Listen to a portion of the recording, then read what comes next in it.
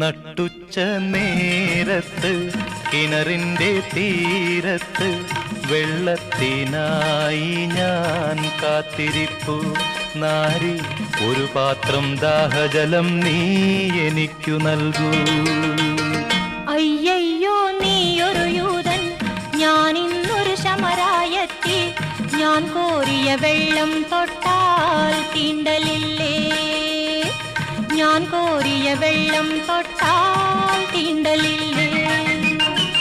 അറിയുന്നില്ലേതും നീ എന്നോട് നീ ചോദിച്ചാൽ ജീവന്റെ ജലം കോരിത്തരുമല്ലോ ഞാൻ, ജീവന്റെ ജലം കോരിത്തരുമല്ലോ ഞാൻ.